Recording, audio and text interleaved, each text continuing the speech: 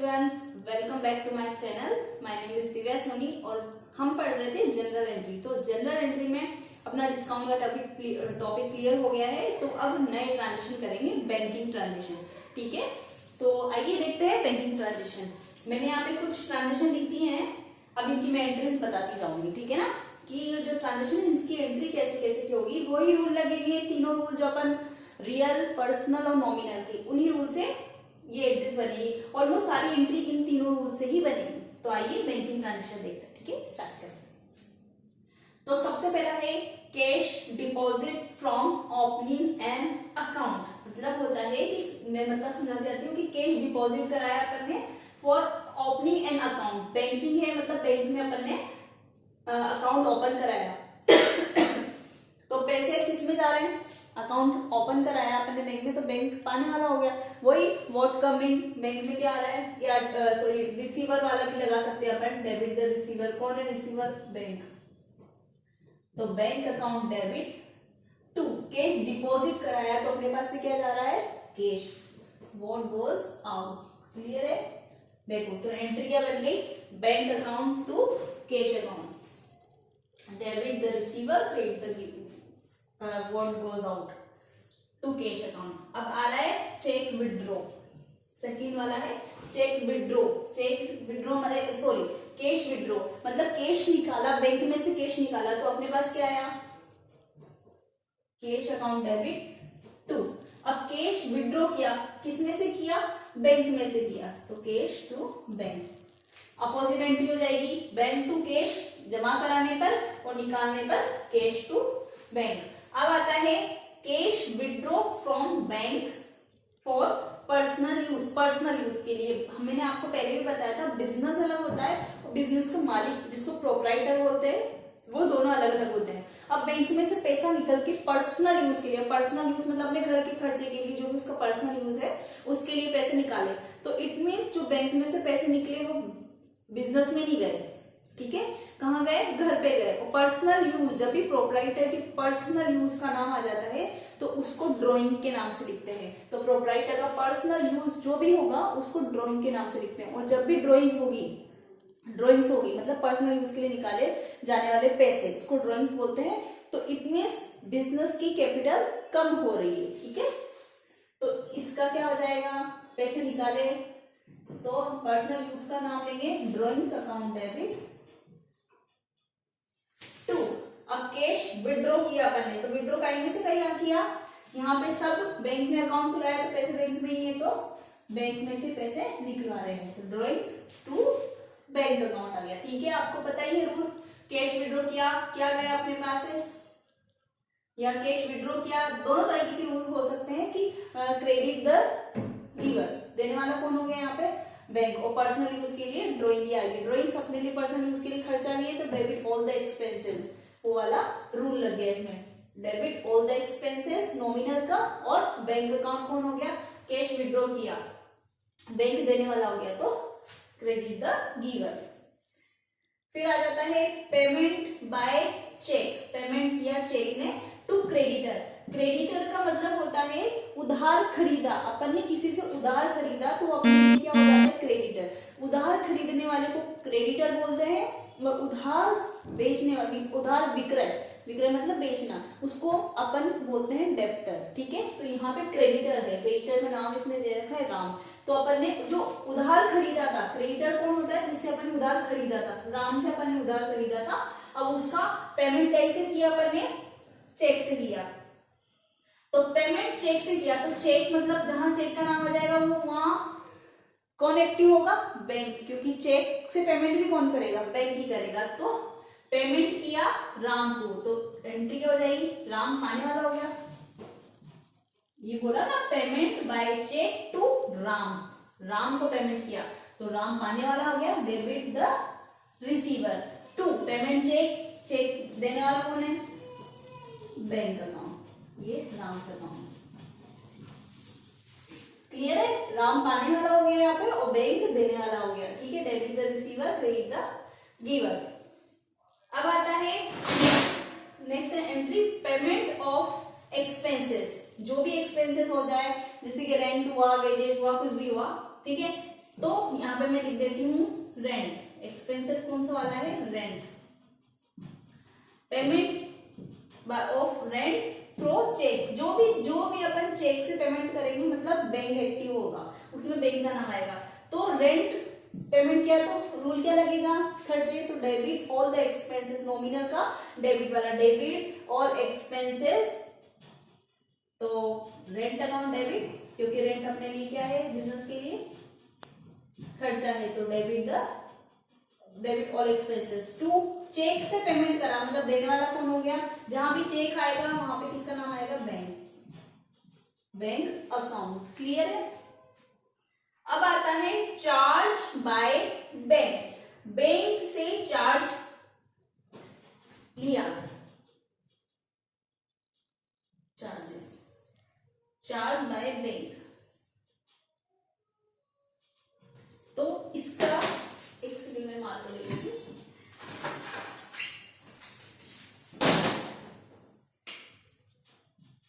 ठीक है, charge by bank ने चार्ज किया, तो चार्ज बैंक ने किया तो कौन से हो गए, bank charges, bank charges business के लिए क्या हो गए, खर्चा है, तो सब सारे expenses, debit all expenses, nominal का डेबिट वाला रूल लगेगा, debit all expenses are debit. ठीक है, तो बैंक चार्जेस, क्योंकि बैंक कई पार्ट होते हैं ना, बैंक कई तरह के चार्जेस लेती है, कई तरह की सुविधा देती है, एटीएम की देती है, चेक बुक देती है, तो उसके बदले वो क्या लेती है, चार्ज काटती है अपने पास से, तो वो अपने लिए क्या है, खर्चा है, तो बैंक चार्जेस अकाउंट डेबिट। अब वो पैसा भी किसमें से कट रहा है, बैंक में से, अपना जो बैंक अकाउंट है उसमें से अपने आप कट जाते हैं ना, अपने मैसेज आता है, तो चार्ज बाय बैंक, वैसे भी उसने बोला बैंक ने चार्ज की, bank charges account debit to bank account. अब आता है चेक रिसीव्ड फ्रॉम डेब्टर। अब डेब्टर क्या होता है, क्रेडिटर, मतलब उधार खरीदने वाले को क्रेडिटर बोलते हैं, और डेब्टर इसके अपोजिट, जिसको अपन ने उधार माल बेचा है।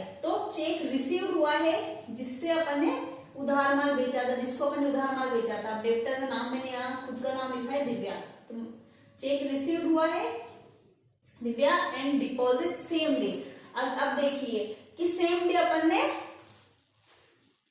जमा करा दिया, चेक अपने पास आया, ठीक है, और अपन ने सेम डे बैंक में जमा करा दिया, तो वो चेक कहाँ गया, बैंक में गया, तो इसकी एंट्री हो जाएगी बैंक अकाउंट डेबिट। आया समझ में आपको, bank account debit to, debtor कौन है, देने वाला कौन है, दिव्या, दिव्या अकाउंट। भाई चेक रिसीव्ड हुआ ना, उधार बेचा, उधार बेच दिया, तो सामने वाला अपन को पैसे दे रहा है ना, तो सामने वाला पैसा दे रहा है, तो अपने सामने वाला पैसा दे, तो मतलब गिवर कौन हो गया, दिव्या। अब अपन को जो उसने पैसा दिया, तो ऐसे तो अपन क्या एंट्री करते, कैश, ठीक है, कैश, और जिसने पैसा दिया उसको क्रेडिट कर देते हैं। लेकिन यहाँ पे चेक दिया और चेक डायरेक्ट बैंक में जमा करा दिया, तो क्या आ जाएगा, बैंक अकाउंट डेबिट, क्योंकि बैंक पाने वाला हो गया, टू दिव्याज अकाउंट, क्योंकि दिव्या देने वाली होगी।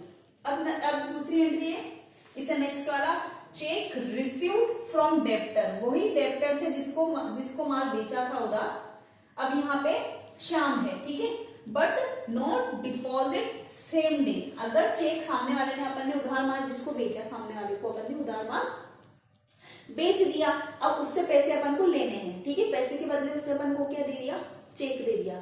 तो एंट्री में 2 में तो कौन आएगा, श्याम, क्योंकि गिवर कौन है, श्याम, वो अपना पेमेंट दे रहा है, लेकिन वो पेमेंट कैश में नहीं दे रहा है, किसमें दे रहा है, चेक में दे रहा है, और चेक अपन सेम डे जमा नहीं करा रहे, तो क्या हो जाएगा, चेक इन हैंड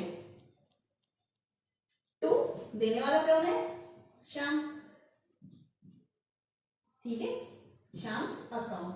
क्लियर है, ये बात ध्यान रखना। अगर सामने वाले, अगर किसी डेब्टर ने अपन को चेक दिया है, और अगर सेम डे अपन बैंक में नहीं जमा करा रहे, ये मेरे पास चेक है, मैंने बैंक में जमा नहीं करा रहा, तो ये चेक मेरे हाथ के हाथ में रहेगा, तो हो गया चेक इन हैंड, ठीक है, और देने वाला कौन है, श्याम, तो श्याम अकाउंट क्रेडिट कर दिया मैंने। एक चीज और ध्यान रखनी है, डीके गोयल की बुक में इस एंट्री में जब भी चेक अगर सेम डे अगर डिपॉजिट नहीं कराते, तो cheque in hand account debit के नाम से वो एंट्री करते हैं। जबकि टीएस अग्रवाल की बुक में चेक इन हैंड की जगह ये रूल है कि अगर चेक सेम डे अपन ने डिपॉजिट नहीं कराया बैंक में तो उसको कैश मानेंगे। तो cash account debit to Shyam, ये टीएस अग्रवाल की बुक का है। मैंने भी वैसे डीके गोयल की बुक में से ही पढ़ा है, लेकिन मेरे पास टीएस अग्रवाल की भी बुक है तो उसमें कैश है, cash account debit to Shyam. ठीक है, तो दोनों लिख सकते हैं अपन।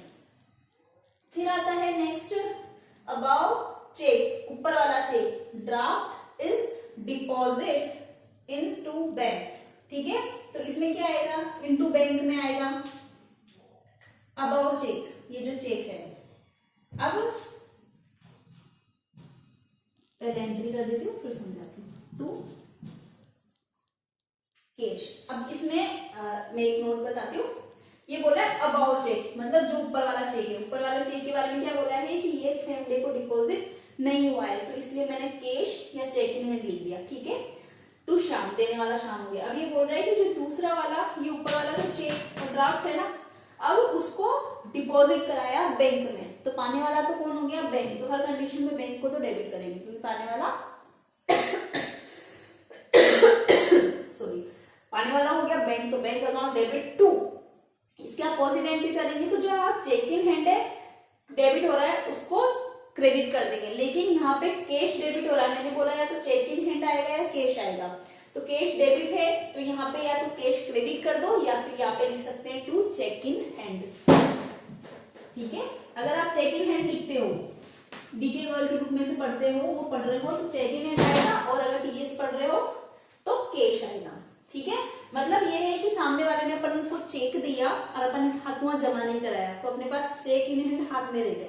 ठीक है, अब दूसरे दिन सेम डे होता तो बैंक में चलाता, अब दूसरे दिन अपन जमा करा रहे, तो जो अपने हाथ में ये चेक है वही तो बैंक में जमा कराएंगे, तो अपने हाथ में से क्या गया, चेक इन हैंड, या फिर चेक इन हैंड को क्या बोलेंगे, कैश। तो अपने हाथ में से कैश गया और पाने वाला कौन हो गया, बैंक।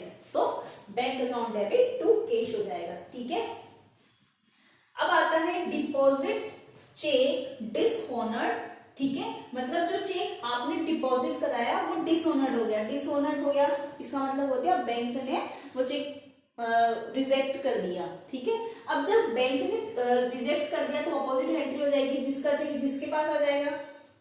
किसका चेक था, श्याम, श्याम देने वाला था, श्याम ने दिया ना अपन ने, देखो डेब्टर यहाँ पे कौन है, श्याम है, तो श्याम ने अपन को चेक दिया और बैंक ने उसको डिसऑनर्ड कर दिया, तो वापस चेक किसके पास चला जाएगा, श्याम के पास। श्याम अकाउंट डेबिट टू, अब चेक कौन दे रहा है, बैंक, क्योंकि डिसऑनर्ड कहां से हुआ, बैंक से।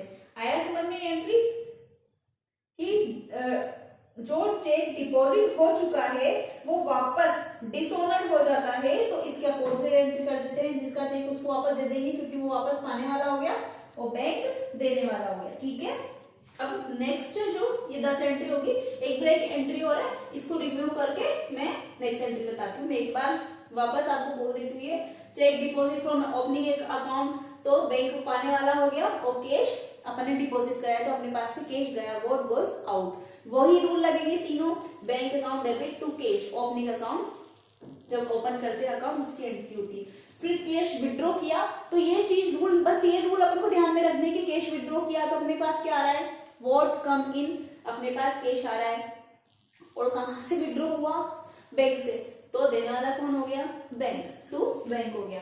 और अगर विड्रॉ पर्सनल यूज के लिए आए तो हमेशा ड्रॉइंग्स ही आएगा पर्सनल यूज के लिए। ठीक है, ड्रॉइंग्स का मतलब अपनी कैपिटल कम हो रही है, और ड्रॉइंग्स क्या होता है, एक तरह से खर्चा होता है, सारे खर्चे को वो नॉमिनल का डेबिट वाला, ऑल एक्सपेंसेस आर डेबिट, तो drawings account debit to bank account. Payment by cheque to Ram, Ram को चेक से पेमेंट किया तो पाने वाला कौन हो गया, राम, और चेक से पेमेंट किया तो टू बैंक, चेक का नाम आया इसलिए बैंक।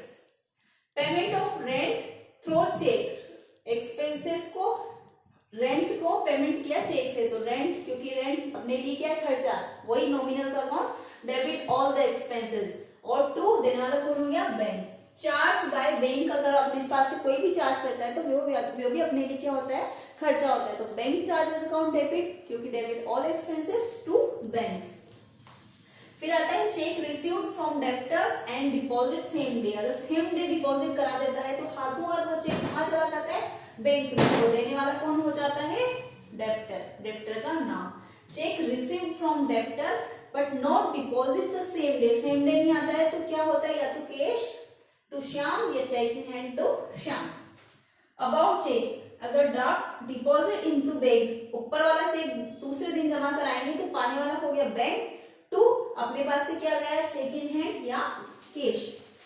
डिसऑनर्ड हो जाता है तो अपोजिट एंट्री कर देंगे, जिसका चेक इसको वापस दे देंगे, और डिसऑनर्ड ट्रांसफर हो रहा है बैंक से तो टू बैंक। ठीक है, ये 10 एंट्री है और बैंकिंग ट्रांजेक्शन की जो एंट्री है वो सेम एंट्री होगी।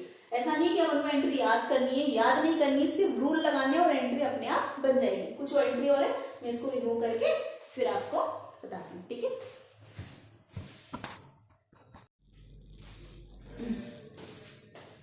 तो बाकी के कुछ ट्रांजेक्शन और ये है, तो मैंने वो ट्रांजेक्शन लिख दिए। अब अपन को एंट्री लिखनी है, ट्रांजेक्शन अपन को याद करना ही नहीं है, मैंने पहले भी बोला है, सिर्फ एंट्री अपन को बनानी है। कैसे बनाएंगे ये देखिए, इंटरेस्ट चार्ज बाय बैंक, इसका मतलब है इंटरेस्ट चार्ज किया बैंक ने, बैंक इंटरेस्ट चार्ज भी करती है, किसी भी चीज पे इंटरेस्ट चार्ज करती है बैंक। तो बैंक जब इंटरेस्ट चार्ज करती है तो इंटरेस्ट अपने लिए मतलब बिजनेस के लिए खर्चा होगा, तो डेबिट ऑल एक्सपेंसेस, तो इंटरेस्ट बिजनेस के लिए क्या है, खर्चा। और गिवर कौन हो गया, क्योंकि अपने बैंक में से जा रहा है तो बैंक अकाउंट, तो interest account debit to bank account. ठीक है, इंटरेस्ट एक्सपेंसेस इसलिए डेबिट किया, वो गिवर कौन है, बैंक। अब आता है interest allowed by bank, interest आपको जैसे इंटरेस्ट चार्ज करती है वैसे इंटरेस्ट देती भी। अपना सेविंग अकाउंट जो होता है उसमें अपने बैंक में जो बैलेंस रहता है उसके बदले बैंक अपने को इंटरेस्ट भी देती है, और कई तरह की इंटरेस्ट भी देती है। तो वो जो इंटरेस्ट देती है बैंक जो अलाउ कर रही है अपन को,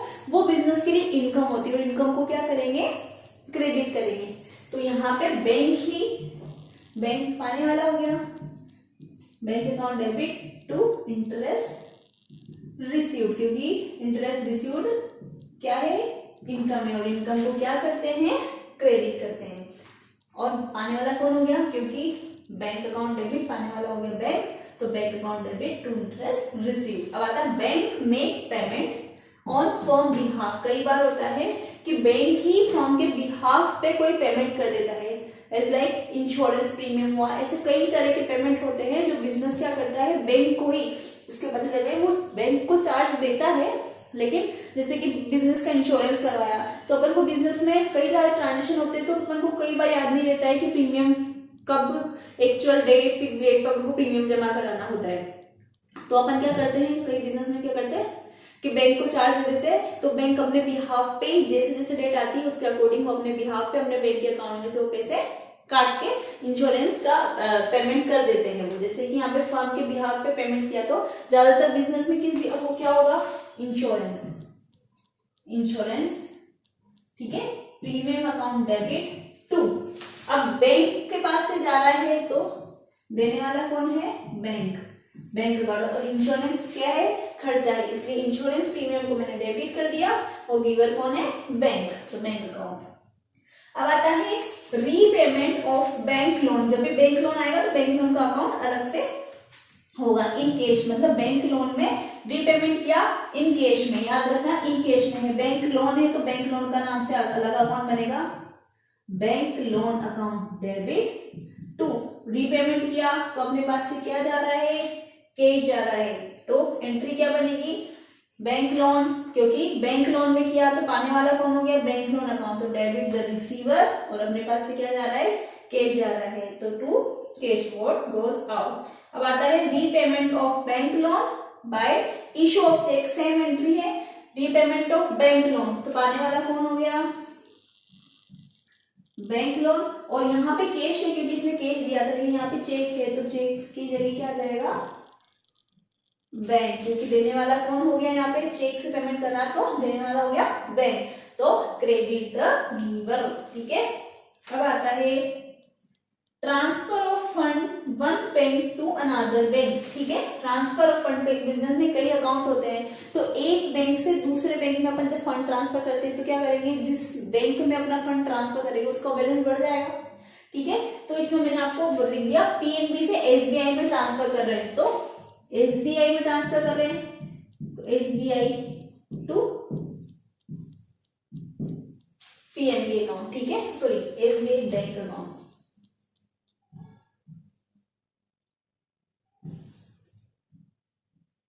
ठीक है, तो क्या हो जाएगा यहाँ पे SBI to PNB account, receiver debit the receiver, और देने वाला कौन हो गया पीएनबी, दूसरे बैंक को दे रहा है तो देने वाला पीएनबी बैंक हो गया, और एसबीआई पा रहा है तो एसबीआई वो रिसीवर हो गया, तो डेबिट द रिसीवर और क्रेडिट द गिवर। ठीक है, तो मैं आपको एक बार बता देती हूँ, इंटरेस्ट चार्ज किया तो इंटरेस्ट खर्चा हुआ तो खर्चे को अपन डेबिट करते हैं नॉमिनल का अकाउंट, और देने वाला कौन हो गया बैंक, तो इंटरेस्ट टू बैंक। यहाँ पे इसका अपोजिट, यहाँ पे इंटरेस्ट अलाउड किया तो इंटरेस्ट रिसीव रखने के लिए क्या होगी इनकम, इनकम को क्रेडिट करते हैं, और बैंक अकाउंट में बैंक पाने वाला हो गया तो डेबिट द रिसीवर। बैंक अपने बिहाफ पे कोई भी पेमेंट करता है तो इंश्योरेंस खर्चे का नाम टू बैंक, क्योंकि देने वाला बैंक है। बैंक लोन है तो पाने वाला बैंक लोन, बैंक लोन को पेमेंट किया कैश में तो कैश अपने पास से जा रहा है, what goes out. Bank loan to bank, क्योंकि देने वाला चेक से हुआ तो चेक बैंक देने वाला हो गया, जहां चेक आएगा वहां पे बैंक का नाम आएगा। एक पीएनबी ने एसबीआई को ट्रांसफर किया तो एसबीआई पाने वाला हो गया और पीएनबी देने वाला हो गया, debit the receiver credit the giver. एक एंट्री शायद मैं भूल रही हूँ, हाँ इसकी वजह, अगर यहाँ पे पेमेंट की जगह कई बार क्या होता है अपन को फर्म के बिहाफ पे बैंक में वो जैसे डिविडेंड वगैरह कोई कलेक्शन मिलता है अपन को, कोई बैंक अगर कलेक्ट करती है कोई चीज, जैसे डिविडेंड ही हो गया, डिविडेंड का नाम आएगा ज्यादातर डिविडेंड, तो डिविडेंड अपने लिए क्या हो गया बिजनेस के लिए इनकम होती है, तो इसकी अपोजिट एंट्री कर देंगे, पाने वाला हो गया बैंक टू डिविडेंड,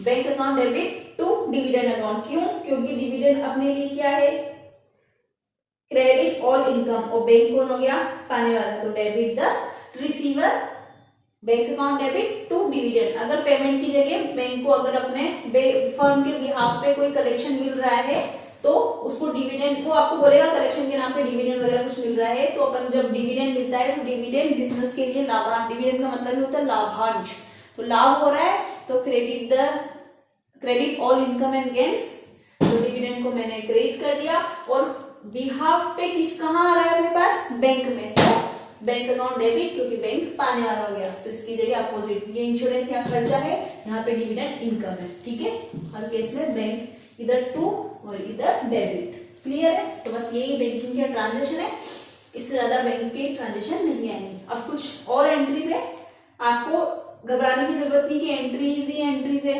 अपन को सिर्फ वो रूल याद करने, याद भी नहीं करे अब तक तो आपको रूल याद ही हो जाएंगे, क्योंकि आप एंट्री करते जाओ वो रूल बोलते जाओ तो अपने आप वो रूल्स याद हो जाएंगे। बाकी की कुछ एंट्री है वो भी आपको मैं नेक्स्ट वीडियो में बताती हूँ।